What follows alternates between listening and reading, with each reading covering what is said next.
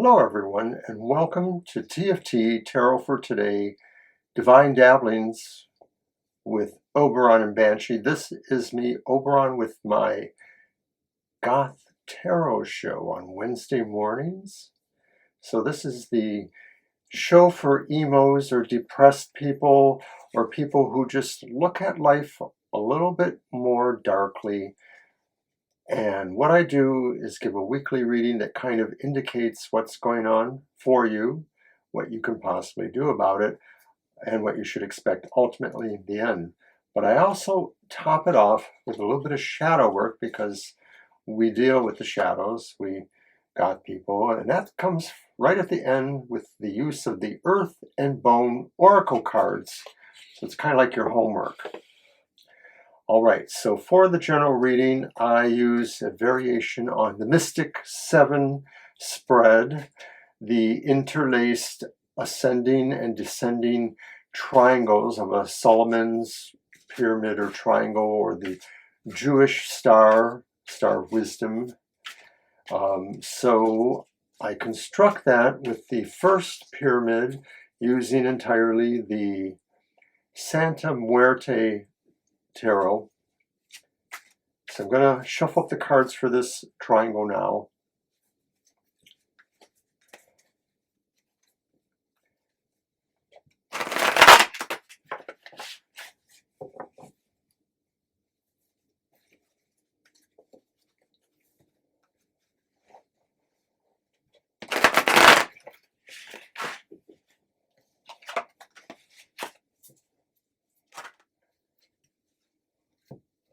All right, so we're going to, in a minor way, create a sacred space for ourselves for the pattern.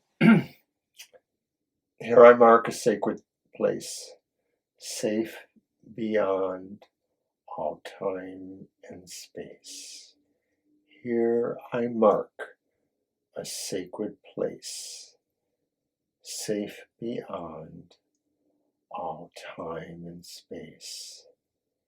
Here I mark a sacred place, safe beyond all time and space.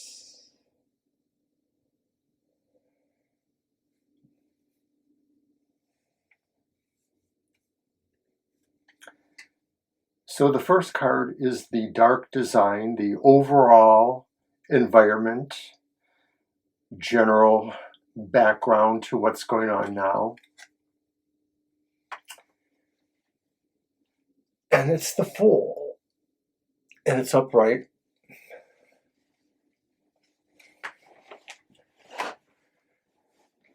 So right now there's a time of adventure, there's a time of taking a challenge or taking a leap of faith, beginning a new project.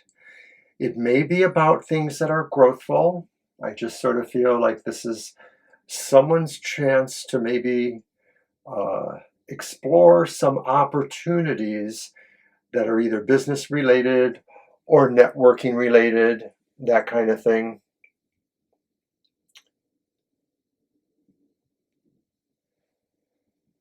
All right, the next card is the Dark Destiny. I'm sorry, the Dark Drama. And this represents the influences of others around you at this time, one way or the other. And it could, in a minor way, be yourself, but it's more likely going to be other people around you. And I have the upright King of Cups. Let's see, I guess I should try to put him out there. I know this is going to have to change. So, position 2, the Dark Drama. Other people really at this time seem very interested in your plans, maybe benevolent, maybe beneficent. You may find that there's somebody who would really be helpful to your plans if they were an ally of some sort. Maybe somebody really feels they're just highly supportive of what you're doing here.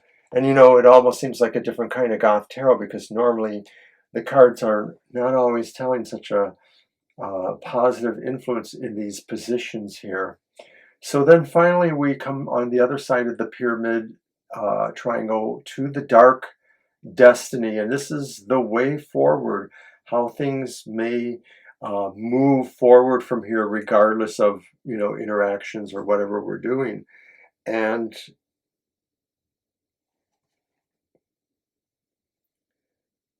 it's the reverse Ten of Cups.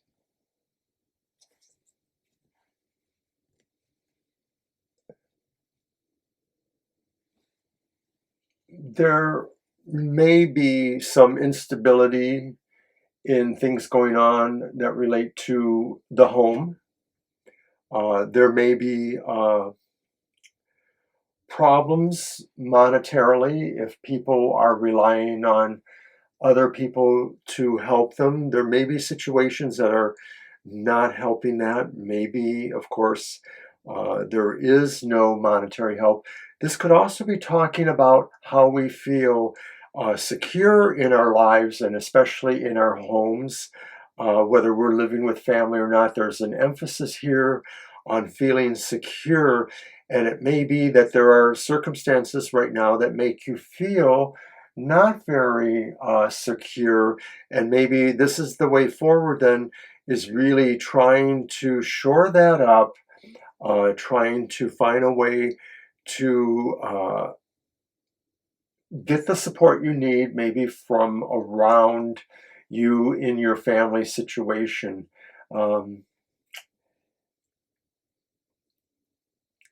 At the very outset, I also get the idea that maybe you have to leave a situation behind that does feel insecure, that maybe this homestead or this lifestyle that you have here needs to be moved away from. Maybe that's the way forward, is that you're moving out of a home life or a situation that is not supportive, or is actually maybe has some ideas about being dangerous. Not good. So those cards were taken from the Santa Muerte Tarot, and they constructed the ascending triangle. Now we're going to start with the descending triangle, and point 4 rather, is the dark shadows, what haunts us. And from that, I'm going to use the Ghost Tarot, because of course it's ghost. But the idea is not necessarily that these are real ghosts haunting us. What haunts us could be the thing that seems to remain, that is some sort of presence, mostly possibly negative, or something that we're just scoffing off as unreal, that we don't want to deal with it, that we're trying to find ways to not deal with it.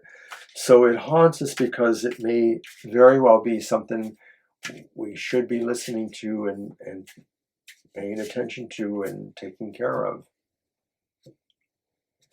So from the Ghost Tarot, what are the dark shadows? What haunts us?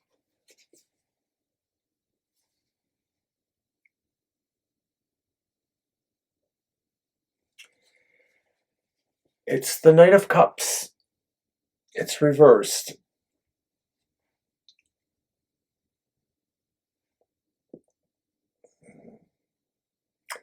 What is haunting us, I think, and it feels connected to this instability, maybe that feels like we need to move away from, is the coming or going of a romantic matter, and mostly perhaps the going of it. That maybe what haunts us is a relationship that we let go, or was removed from our lives in some manner, and it causes a certain level of the sadness, but maybe it provokes the idea of taking the move. The dark design, what the environment is saying, is maybe move ahead. The dark drama, that maybe there are people here in our lives who are trying to be kind to us and to help us understand what we've been going through. But regardless, the way forward seems to be a little bit dark and convoluted because we're not feeling secure in certain ways. And some of this may be tied up in the fact that maybe that was provided by this person who we really cared about, or that we may have been in an actual relationship with. And now that's gone for whatever reason. And so we're a little bit compromised here in terms of that. So from here, we want to look at what is the dark truth, the truth that we must accept. It may not be exactly the thing that haunts us or where we see ourselves now or going towards, but it is a truth maybe that we just need to consider more likely to be pivotal matter in this current week's reading of something.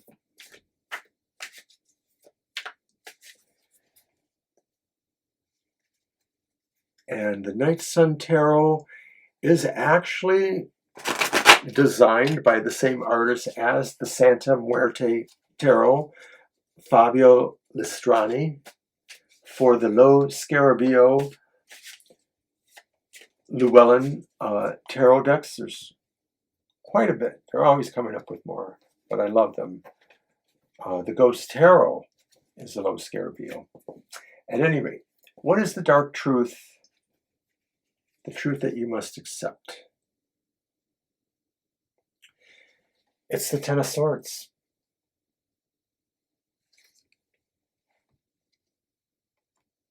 The dark truth that you must accept. Maybe I'll turn these pyramid points like that. Makes it more decorative.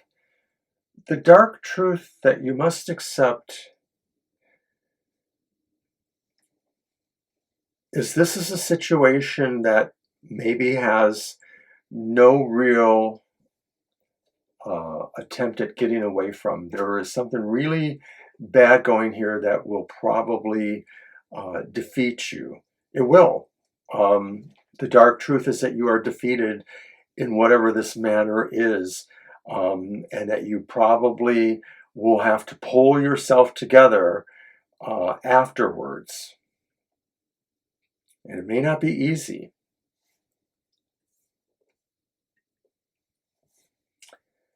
But life is usually never predictable. And so for that, I want to see, what is the dark twist? What upset, what fateful occurrence, what unexpected thing could happen that might be a twist? It may not change the outcomes, which I don't think we've seen the outcome yet. Nor is it necessarily the point to say what the outcome is, but merely how to understand it happening and maybe find a way to move through it. Hence my shadow work at the end from the Earth and Bone Oracle deck. But I use my newer deck, the Black Tarot, to determine what is the dark twist, what is the unexpected fate, the flip of the Wheel of Fortune, or whatever that could be called.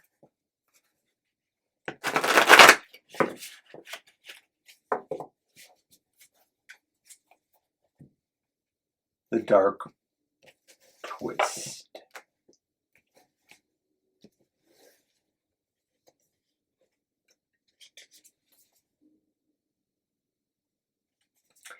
It's the upright Six of Swords.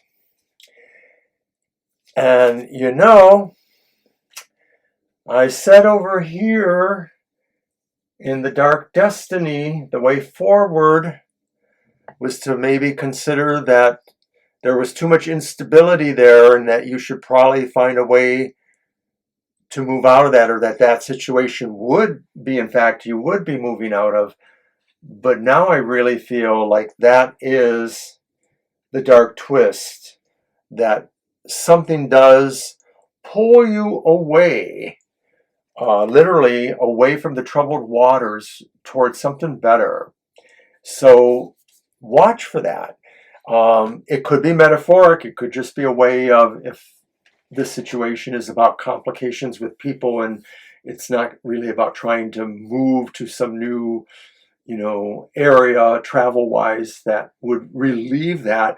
This could be saying metaphorically there's a way to travel away from this, to journey away from these troubled waters.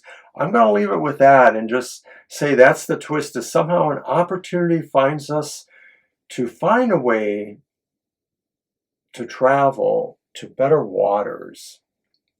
I really hope so. So, what is the dark gift then? What is that kind of intuition or abilities or secret magics, whatever you want to call it, really, that will happen or can happen, that is already here with us to maybe help us through this? And for that, I use the Crow's Magick Tarot. What is the dark gift? The abilities, the secrets, whatever they are. What is it that we can use to also help us? Because, sometimes when I look at the dark twist, I say, I can use that to get out of here. But that's external. What if the dark twist wasn't something that could help you? What if these other cards reveal that there were certain things that weren't an ally at all? So that's what I want to see. What the seventh card, the center card of our variation of the Mystic Seven. What is the dark gift? And it's the Knight of Wands upright. And it says shapeshift, change. And the Knight of Wands is this questing, moving individual who has great powers of magnetism. Maybe they shapeshift into what you need them to be. That's their approach to life in a way, Knight of Wands. And so this is really your gift, is the ability to morph, to become, a pre-ordo being who has abilities to make change happen. So think about that. And now I'm going to do our shadow work with the Earth and Bone Oracle set. And this is by Syrian Shadow, and I find it's a wonderful complement to the Sierra Muerte cards that we throw for the first triangle. So let's see what the shadow work will help us with this week, how it will expand on this reading perhaps. I've seen it happen in the last couple of readings that it really did kind of pick up from that.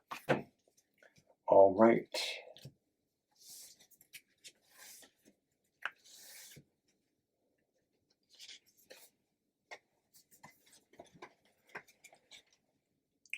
Stoicism, 19.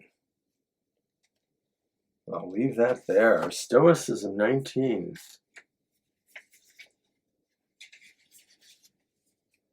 Peaceful, harmonious, receptiveness, manifestation. The only thing that matters is what you think of yourself. Another person's opinion is just an opinion. Think highly of yourself. You are extraordinary and a miracle.